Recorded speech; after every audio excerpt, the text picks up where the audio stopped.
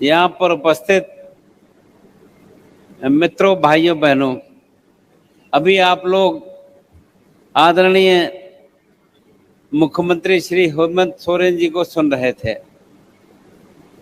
उनके बारे में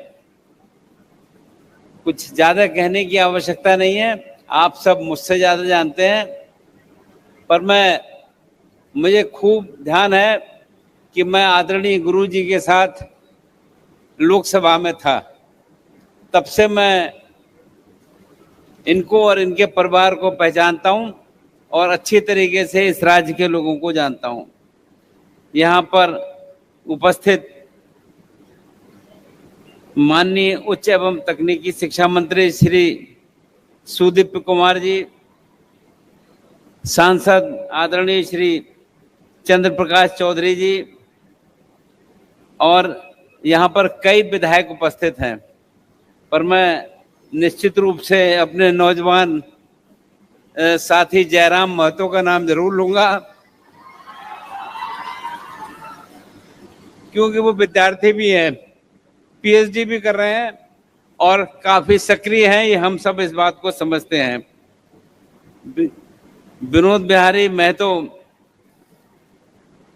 कोयलांचल विश्वविद्यालय धनबाद के कुलपति प्रोफेसर रामकुमार सिंह जी, उपस्थित अन्य सभी शिक्षाविद, विश्वविद्यालय के सभी पदाधिकारीगण और विश्वविद्यालय धनबाद में आज आयोजित इस समारोह में आप सभी के बीच उपस्थित होकर मुझे अत्यंत हर्ष हो रहा है। ये अवसर केवल एक प्रतिमा का अनावरण नहीं है, पढ़ा मैंने, महतो के नाम रखा गया है। छात्र हित को देखते हुए इस विश्वविद्यालय की स्थापना इस उद्देश्य से की गई है कि विद्यार्थियों और विश्वविद्यालय प्रशासन के मध्य दूरियां कम हो और विश्वविद्यालय विद्यार्थियों से जुड़ी हर पहलू का निरंतर बारीकी और नजदीकी से अनुश्रवण कर सके तथा संवाद बेहतर हो। अभी यहाँ के कुलपति महोदय आपसे जो बात कर रहे थे वो इसी दिशा में बात कर रहे थे और उसकी जानकारी दे रहे थे। आज हम जिस समाज में हैं वो केवल डिग्री हासिल करने तक नहीं है, उत्कृष्टता, एक्सीलेंस हासिल करने का समय आ गया है। मैं मानता हूं कि विश्वविद्यालय को इस दिशा में स्वयं को एक आदर्श संस्थान के रूप में विकसित करना होगा। विद्यार्थियों की समस्याएं, चाहे वो प्रमाण पत्र की हों, परीक्षा परिणाम की हों या प्रशासनिक प्रक्रिया की हों, सभी के लिए सरल, पारदर्शी और समयबद्ध व्यवस्था सुनिश्चित की जाए और लोगों को समस्या इसमें ना आए। विश्वविद्यालयों को चाहिए कि वे शैक्षणिक कैलेंडर का सख्ती से पालन करें। छात्रों की इस को ये महसूस हो कि विश्वविद्यालय उनके भविष्य के लिए बहुत चिंतित है। और ये मैं आपके सामने इसलिए कह रहा हूँ कि यहाँ के हायर एजुकेशन में हम पूरे देश में आगे नहीं बढ़ पा रहे हैं, इसलिए आवश्यकता है कि हायर एजुकेशन में हम ध्यान करें और चिंता करें।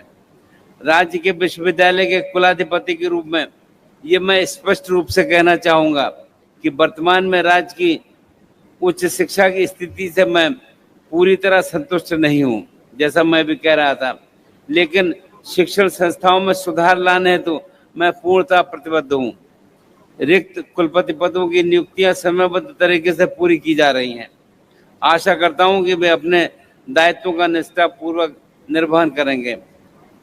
जहां कुलपति या प्रतिकुलपति का कार्यकाल समाप्त हो रहा है, वहां उनकी नियुक्ति प्रक्रिया पहले से शुरू की जा चुकी है ताकि समय पर नियुक्तियां हो सके।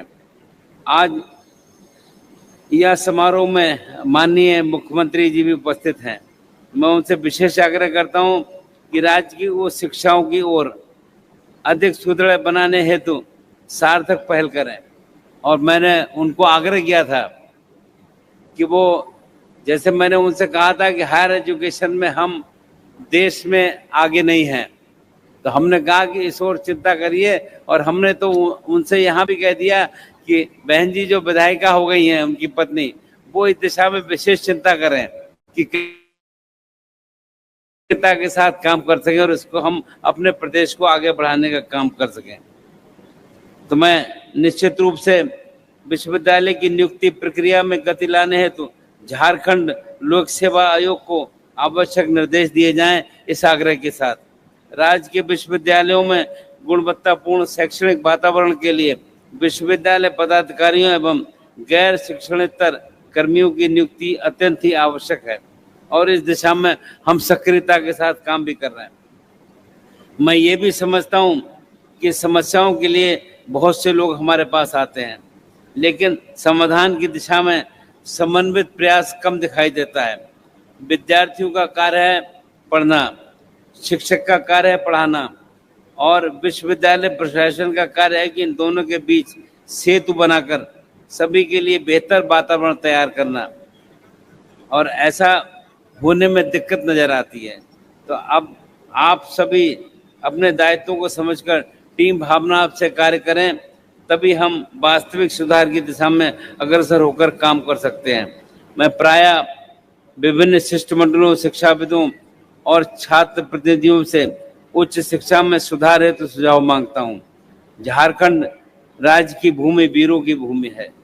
इस माटी में स्वतंत्रता सेनानियों ने तीर कमान से अत्याचारियों का डटकर मुकाबला किया।